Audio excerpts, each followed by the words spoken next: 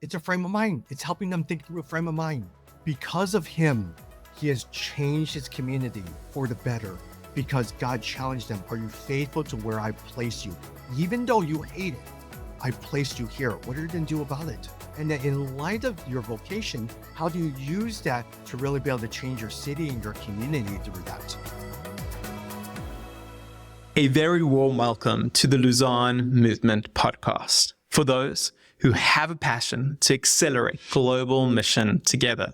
My name is Jason Watson, and today on the podcast, we have an exciting interview lined up for you with Tommy Lee, the CEO of Resource Global, to discuss what it looks like to resource young professionals for global gospel impact. During our time together, Tommy shares how young Christian professionals have become catalysts for gospel transformation within their cities, and why discipling workplace leaders should be a key concern for those of us with a passion for the future of global missions. So if you're keen to learn more about integrating faith in work and want to be inspired by real stories of city transformation, I want to invite you to grab your headphones and let's dive into today's interview with Tommy Lee.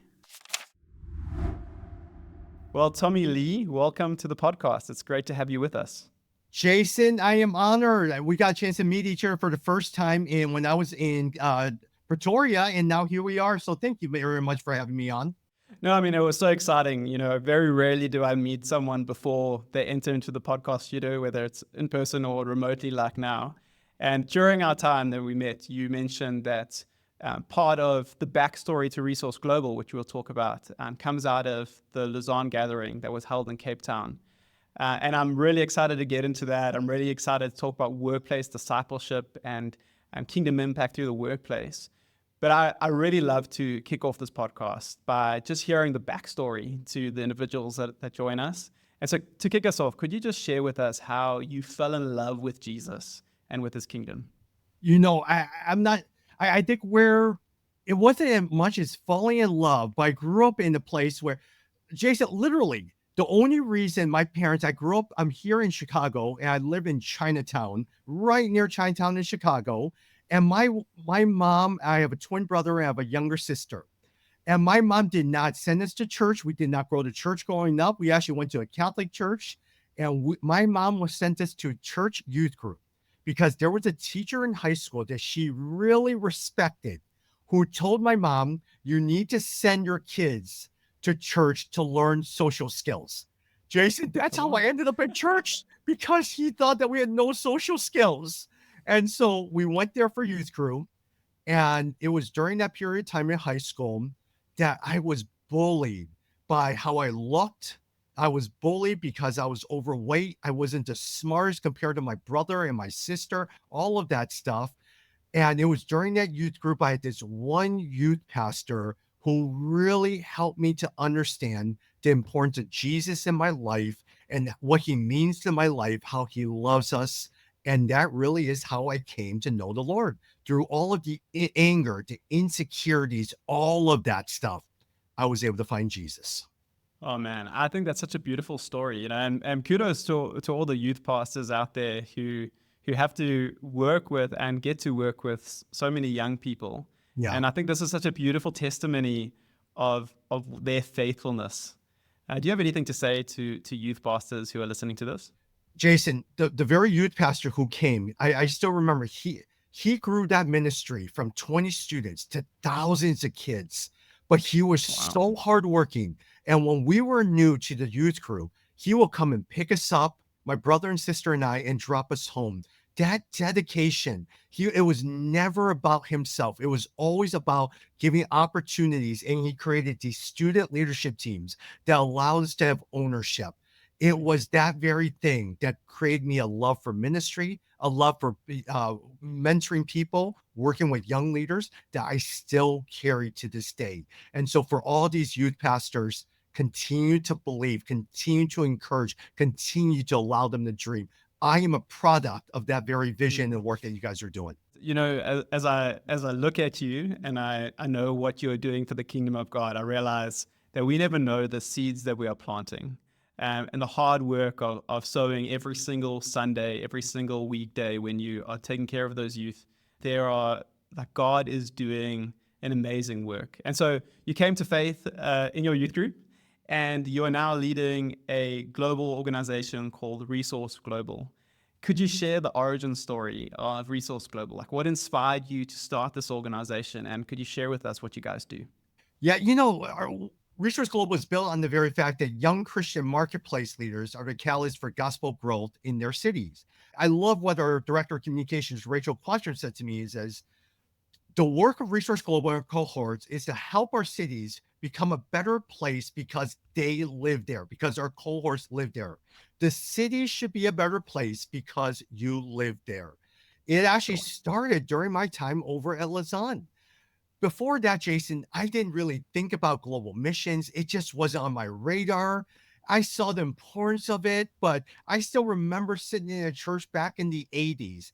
And I sat before a presentation in which a missions agency did something on God, please don't send me to Africa. That's what I thought. But then when I got to Lausanne in Cape Town in 2010, and we had the honor of working with Doug Birdsall and working with what they were calling GELF at that time, Global Executive Leadership Forum, where they got a group of these marketplace leaders and ministry leaders together. Tim Keller was there, Andy Crouch was there, but that's where I also met Alan Barnhart, Bob Dahl, Wes Stafford, all of those things. It helped me understand the importance of coming together and the diversity of voices, the global South, everything like that. And for the first time in my life, I sat there, oh my gosh, I've never seen this side of the world before. Post Lausanne, we had a foundation who came up to me and says, Tommy, we would love to give you a grant because I met them during the Lausanne. We would love for you to go to Southeast Asia, Jakarta, Indonesia. Find me a creative way to do global missions. And during that relationship that we had in Lausanne, I went over there. Their operations in China were struggling. Their operations in India were struggling. There, I went to Jakarta, Indonesia, to 13,000 island, to 13 million people. Jason, if you have never been to Jakarta, Indonesia, I was then exposed to a world that I never saw before. And over 2 years, 8 trips later, I would talk to anyone who would give me the time of day. And Jason, I came back to the foundation. They said, Tommy, what did you find? I said, well, there was no shortage of ministries. I met so many different ministries and all the things that they were doing and all that stuff. But yet at the same time, I came across these young Christian marketplace leaders, Chinese Indonesians who studied in Sydney, who studied in Singapore, who studied in London, who came to the West in the US to study. Now they have returned home to run their family businesses, startups. Work with that particular group. They're your future philanthropists. They're your future power makers. They're your future leaders of family businesses. Help them think through a biblical grid, as Tim Keller taught me, and integrate faith and work. And will they change a city through that? And there was our first launch of our 8-month cohort, which now is in 13 different cities, all because of what Lausanne taught me so many years ago in Cape Town. Wow, that's absolutely amazing. Do you have any stories you can share that's coming out of Jakarta specifically? Oh my gosh. Oh, let me tell you this one girl. Her name was Julia. And I was trying to get her over to Lausanne to share her story because she is phenomenal. And one day, Jason, you got to have her on. Julia was a graphic designer at the University of Michigan, and she came from Jakarta. And during that period of time, she came to know the Lord over there. And then she went to New York to get her master's. It was during that period of time her dad wasn't doing too well health-wise, and he asked her to come home and help with the family business. Well, that family business was in the maritime business. And so she says, well, Dad, I'll come home, but I would love to get 2 of your decommissioned ships. And the dad says, why? Why? Well, I heard of a ministry called Mercy Ships while I was in the US. And there's not a Mercy ship in the Indonesia region for all these different islands. What if we developed a ship that went to all these islands with Christian doctors and provided healthcare in those areas? And she was part of our very first cohort. And that was part of what we call our gospel action plan, a tangible plan when you see a thing that in light of your skills, your passions, God is using you to address that plan. And so a lot of times through all this stuff, she spent 3 years, 4 years with her friends designing the ship, building the ship, all of that stuff. They ended up raising $1.3 million amongst their people Wow. over in Jakarta. That was the primary ship, Jason, that provided all COVID vaccines, all COVID testing during COVID. She now is Wow. about 31, 32 years old. She's married, just had her second kid. She works for me now at Resource Global. I love her. She's one of our global voices, one of our global speakers. But that ship, she told me, was just recently approved by the vice president, the minister of health, as a formal hospital, able to accept insurance, all of that. So kids and parents no longer have to travel for days to the nearest hospital, all because you allowed the 23-year-old to think and dream of what God could do in her life. Wow. So that she was 23, she had a vision in her heart for the kingdom, and she found something within her sphere of influence that she could do for the kingdom of God. And look, look what's happened. And there was another girl, very quickly, Marissa, who also was part of a reverse cohort, graduate from New York, worked in Wall Street over in New York, came home and joined our cohort. She is now the co-CEO of her family's business, 24,000 employees, 4 factory, clothing from around the world. A young girl like that is now one of our key voices and our teacher, our leader, our board member for Resource Global, and she just does a phenomenal job. Wow, it's really cool to see the progression. You catch a vision for something, you have connections that came out of the third Lausanne gathering, and God is doing something all these years later at a phenomenal rate. You know, as we're talking, I'm reflecting on the fact that right now we are a few months out from the fourth Lausanne gathering, Yeah. and there's been thousands of people who have made, thousands of connections. So you total them up. And I believe that many of them, and we've already got stories coming out, people have been inspired, people have made networks. What advice would you give to someone like yourself if you could go back 14 years ago and you could talk to yourself? What advice would you give to those who have now made connections, who are inspired to do something new for the kingdom? Do you have anything you'd like to say to them? Yes, be like Lydia.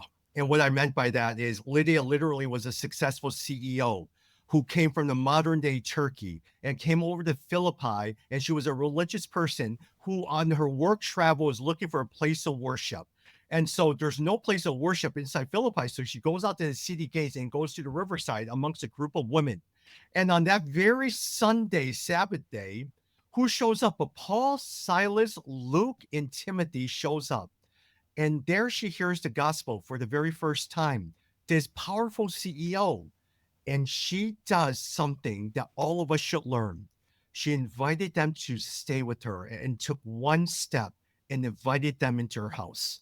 My advice for everyone, take one step, another dinner, another little project that we could do together. My friends over at the Mergon Foundation, I met with this one guy. His name was Peter Farm. It was this day at Lausanne in Cape Town. I remember Andy Crouch was sitting there playing the guitar, and Peter and I were just standing there having a drink, and we met each other for the first time. He was working with the Mergon Group at that time. He's now the CEO of the Mergon Group.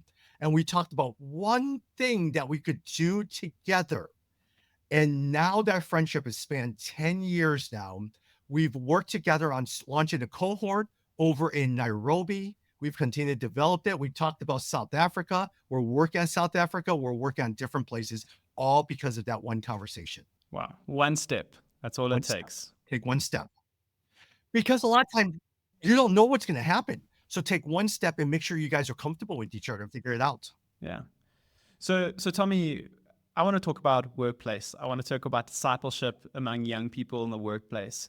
As I reflect on the difference between the third Lausanne gathering and the fourth Lausanne gathering, I think one of the most significant shifts that at least I can see retrospectively is got to do with the emphasis on workplace.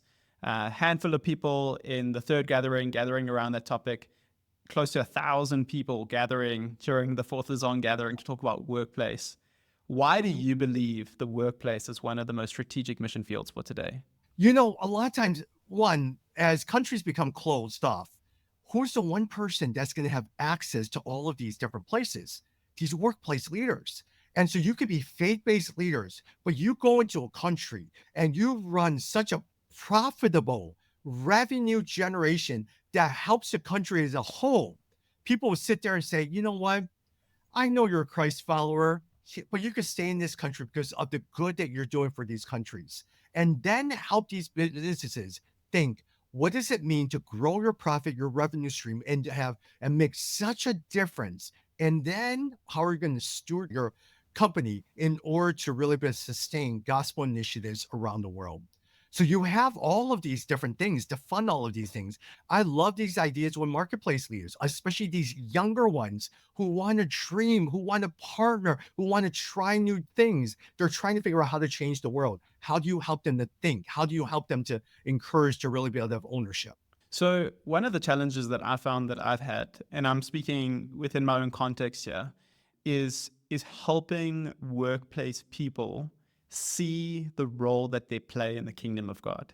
You know, when we talk about ministry, we often place ministry in the bracket of missions and pastors and nonprofit organizations that do Christian work.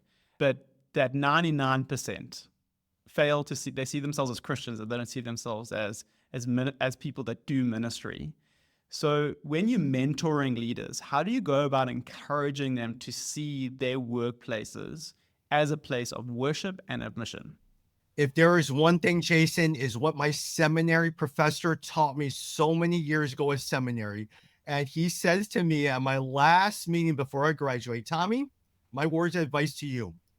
You're very good at doing, going. But you know what you're not good at? You're not good at reflecting.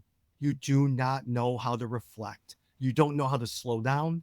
You don't know how to look at how God has been present and working in your life. You gotta learn to work on that. If there's one thing I've learned, helping people to reflect about what God has been doing throughout the course of your life. What are the patterns? What are the urgencies? What are the burdens He has given you? All my life, I've enjoyed building things. Even when I had my toys growing up, Jason, I love building things. And so I built cell towers for a living after graduating from business school. I love coming up with an idea and building an organization. I love pulling a team together. And now it's helping every single one of these individuals that I meet. What is the burden? How has God been speaking to you ever since you were a little kid? What are the things that He's been showing you as a writer? Is it a speaker? Is it mentoring? Is it shepherding? And then in light of your vocation, how do you use that to really be able to change your city and your community through that? Yeah, and I think that a great example of that is seen in your friend Julia, who had the ships in her hand, right? And she had that experience. That was how God had placed it. I think it's a beautiful encouragement. I would like to pick your brain just in terms of like reflecting. As you reflect on the scriptures, you already mentioned Lydia as an example. What key scriptures and biblical paradigms or frameworks have you seen help believers see their workplace as a space for ministry? Yeah. No, my favorite story is always Judges chapter 6, the story of Gideon, right? And here's this guy who is threshing wheat in a wine press. And the angel of the Lord calls him a mighty warrior. The guy is not a mighty warrior.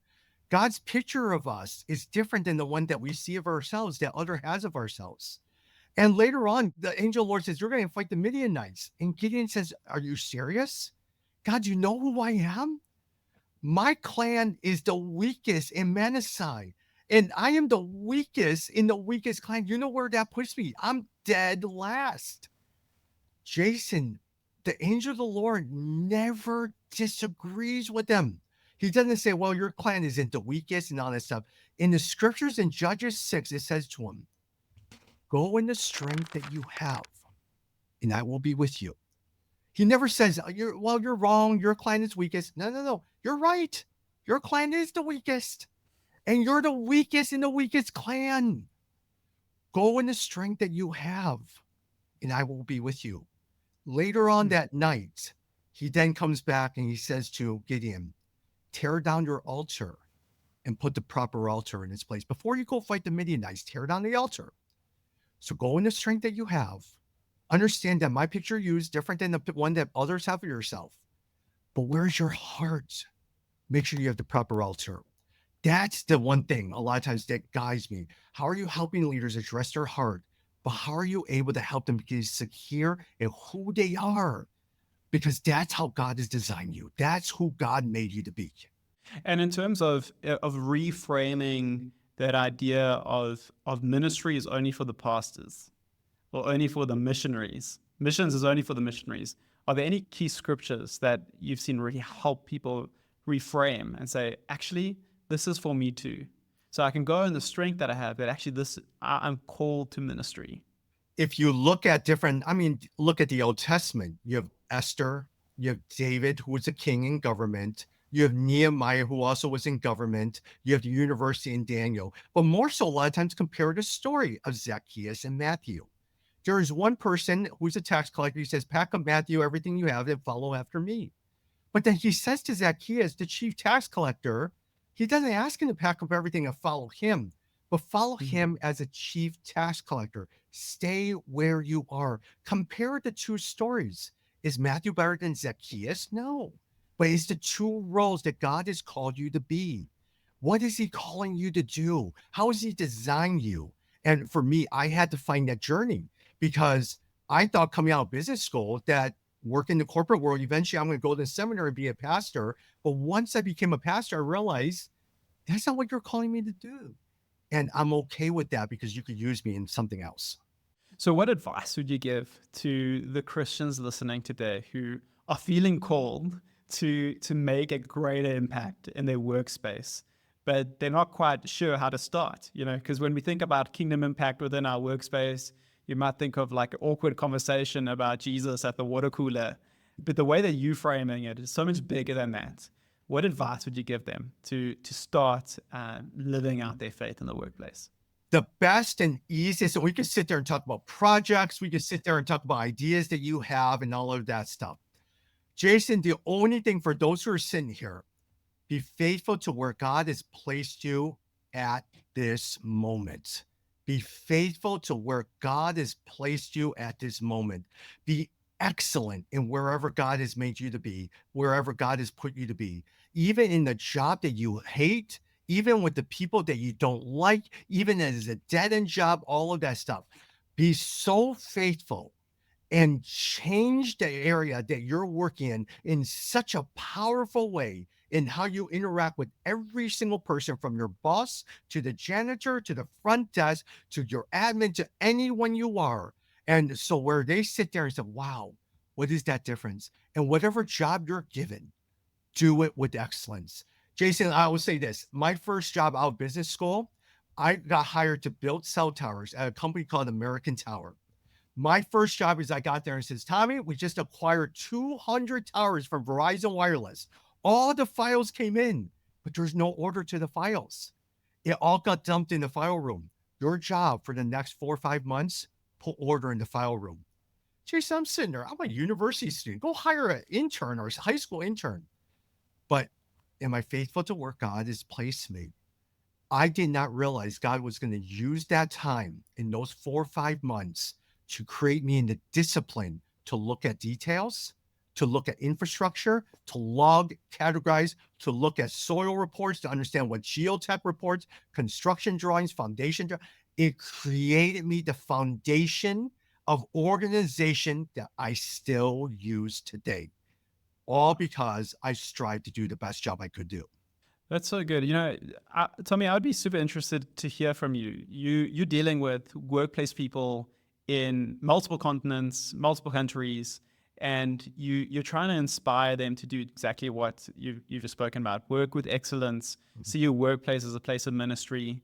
But have you noticed any differences between people who are working in, say, New York compared to that of Jakarta or that of Pretoria and Johannesburg? I'd be interested to hear how you see if there are any differences and what those differences are and what the similarities are between the work environments in these different spaces and what it means to be a Christian in these different spaces. Oh my gosh. I mean, I look at my Asian friends. I love my Asian friends in Jakarta, and they'll laugh when I say this is I am an American Chinese, 47 years old. These guys are 23 something years old and they are respectful to their elders. When I walk into a room, they show me instant respect and they are so gracious and loving. So when I started working with the team over in Jakarta, I didn't realize this, Jason. We would sit there and have these meetings at like 10 p.m. at night here in Chicago time, 10 a.m. their night. I go to bed and I wake up and they will already be done with everything we talked about. And I'm sitting there, wow, they're so respectful, they're so hardworking. Because I'm the elder American statesman, I had to get and create ownership. That meant I had to create ownership with those guys. I had to get to a point where they're able to challenge me. And so, in some sense, I had to constantly be asking questions, remind them that this is not something I need done right away. They don't need to do that. They had to challenge me. Jason is now 4 years later, 5 years later. We've been friends. We've been working together for a long time.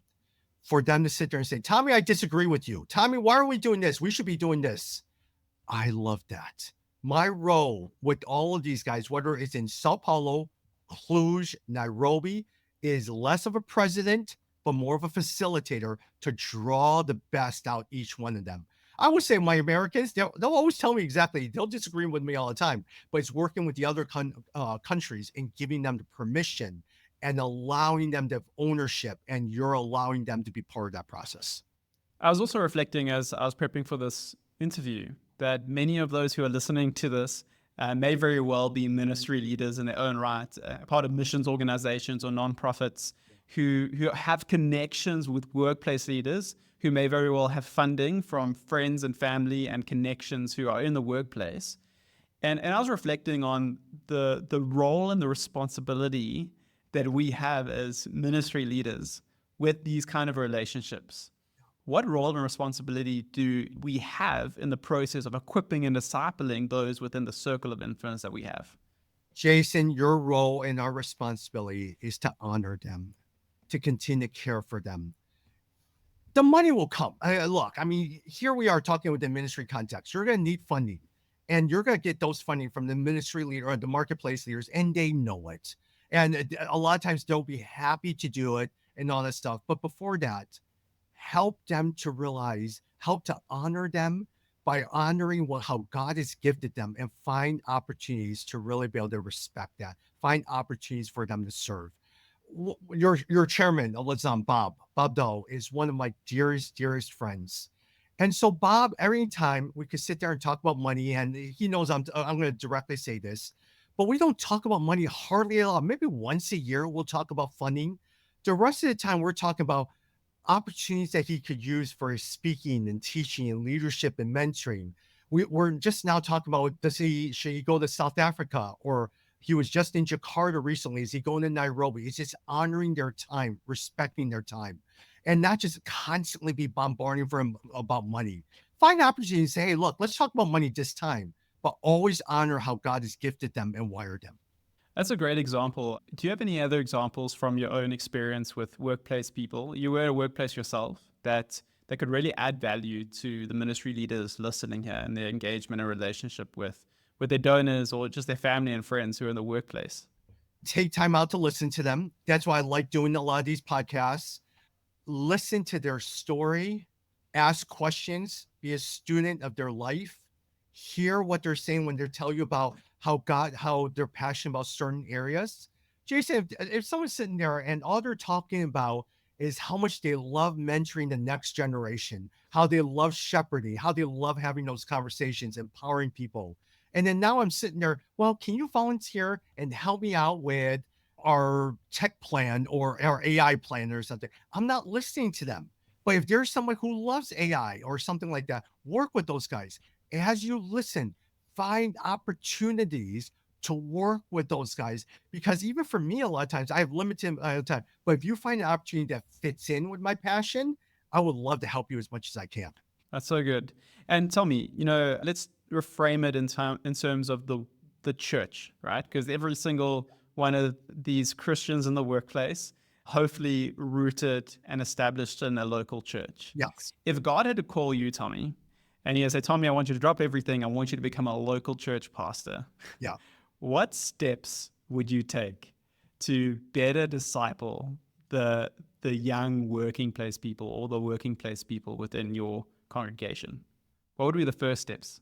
Oh my gosh, I've been thinking about this for a long time. Is I sit there and listen to announcements all the time of people sitting there. We really need help in the children's ministry. It's all hands on deck. We got to do all this. And I'm sitting there. Why don't you find people who are passionate in those areas and really be able to do that? So, in some sense, actually, one of my first people that we'll find is someone to project manage by volunteers.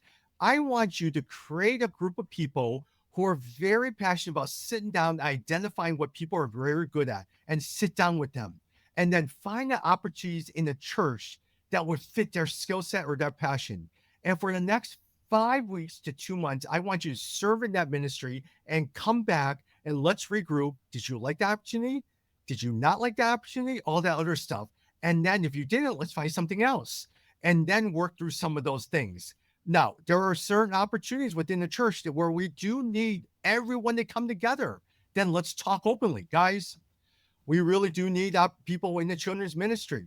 And there are some people who've been doing this for a long time, but let's come alongside and help them out. Let's each of us take 2 or 3 weeks to come alongside and care for them.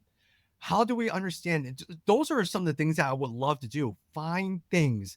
Quit trying to guilt people into serving. Find opportunities that fit into how God has designed them. No, I think that's gold, and I think it's really helpful, and it connects with something that we spoke about off air. I was reflecting with you that part of my experience is connecting with amazing leaders like yourself who aren't just doing one thing. You're doing multiple things, and it seems like multiple important things. And as I've reflected with some younger leaders, often the question is like, how does Tommy Lee do it? How does he lead Resource Global and is involved with all these other organizations? And you're just one example. And you gave me some good advice, and it connects with what you just said about becoming a pastor of a local church. Would you mind sharing how you do it, how you are able to do more than what seems normal for one person to do?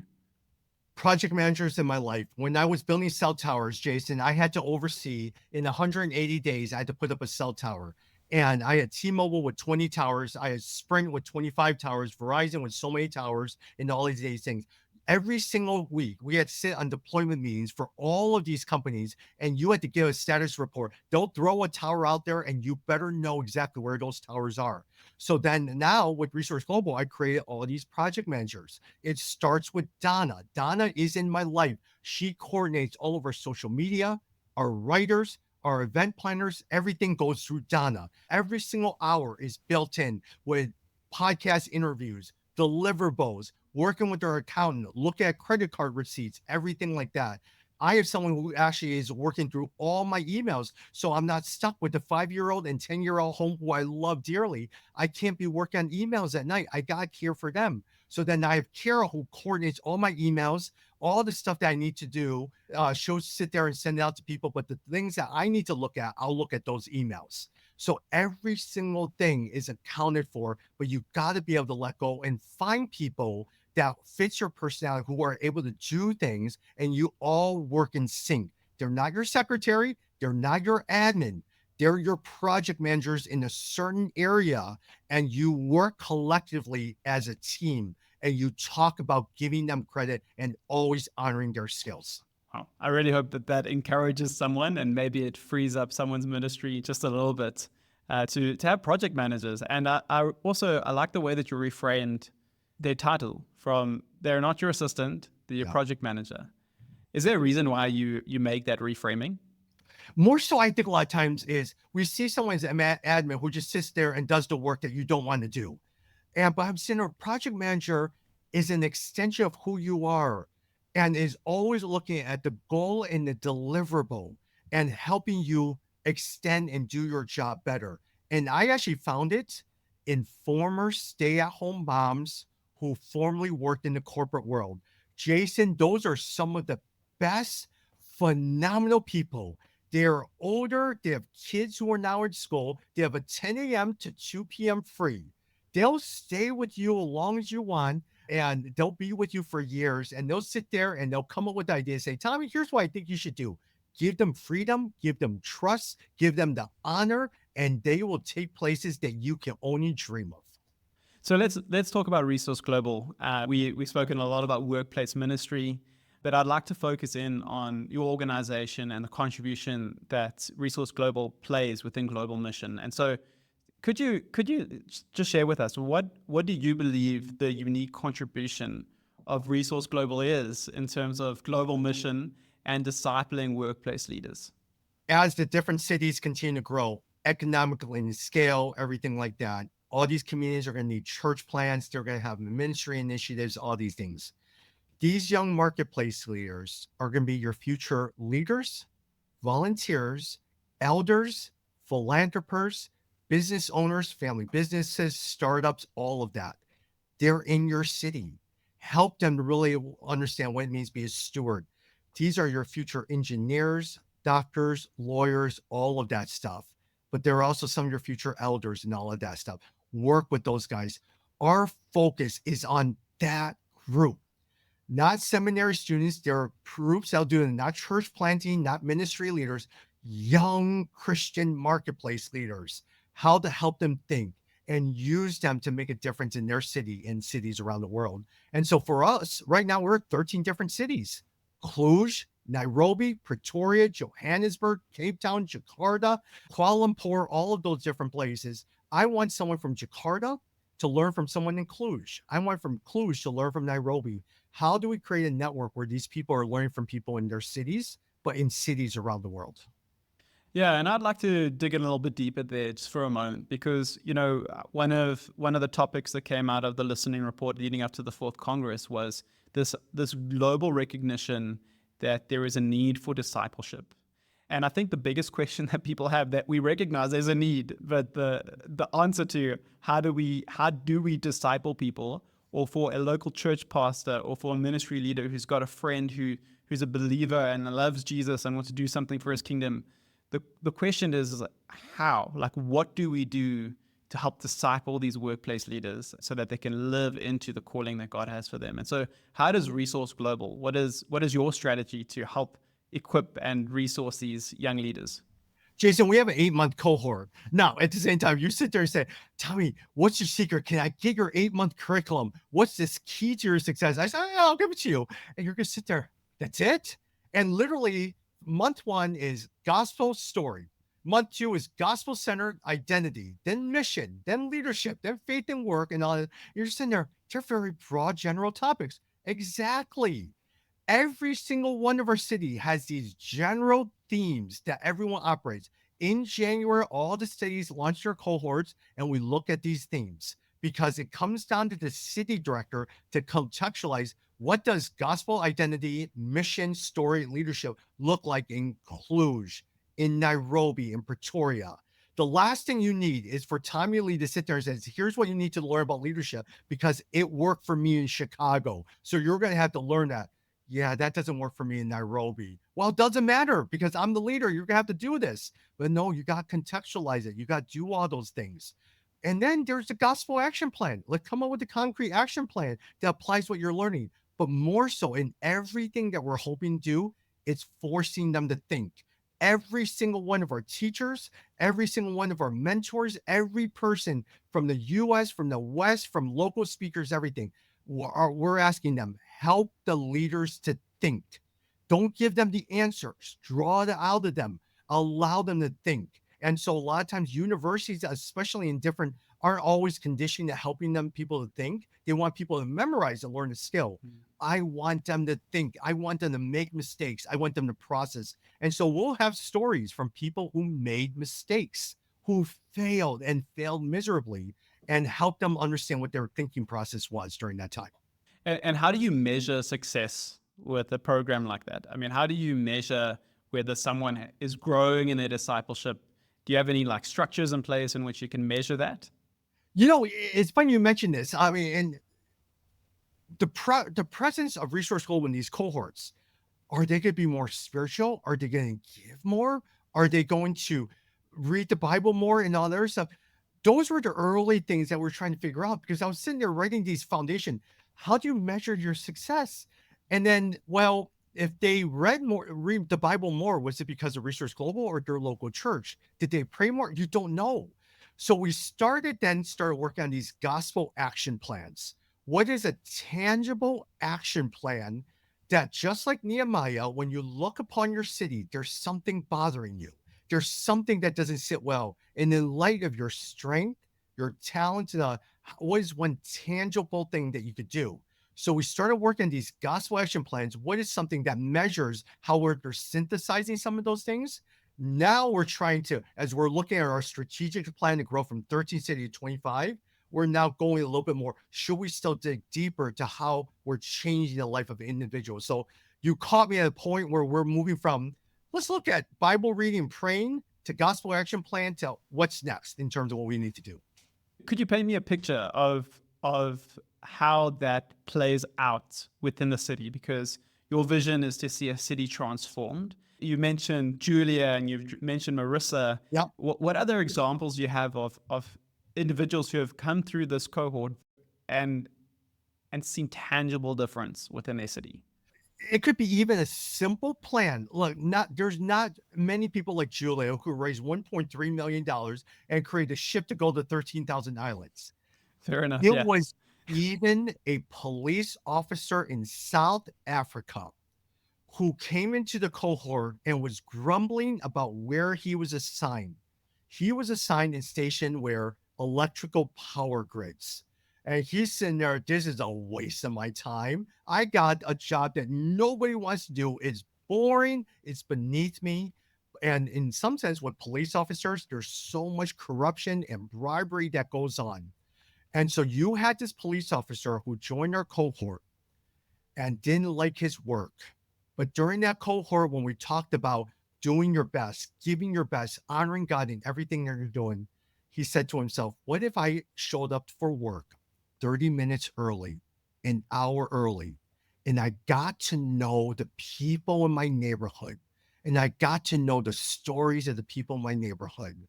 And through that, he started realizing this is why my job matters. Because if the power goes down, all these people will be vulnerable to people I've gotten to know. God helped him to love the people in his neighborhood. Wow. So now, a year later, he's the chief of police in that region. Come on. Yeah. Did his job well, and he educates every single one of his recruits to get to know, to walk the streets, to get to know the people, because he did his job well. Wow. What a beautiful story. It's a frame of mind. It's helping them think through a frame of mind. And because of him, he has changed his community for the better, because God challenged them. Are you faithful to where I've placed you? Even though you hate it, I've placed you here. What are you going to do about it? Wow, Tommy, that's really, really inspiring. Now, I'm sure there are going to be people who are listening in. They're excited about what they're hearing. They're hearing about Resource Global for the first time. How can they connect with you, learn more about Resource Global, some of the resources that you guys offer? Yeah, seriously, honestly, resourceglobal.org. Also, feel free, tlee@resourceglobal.org. Email me as well, too. Love to connect with you, hear your stories.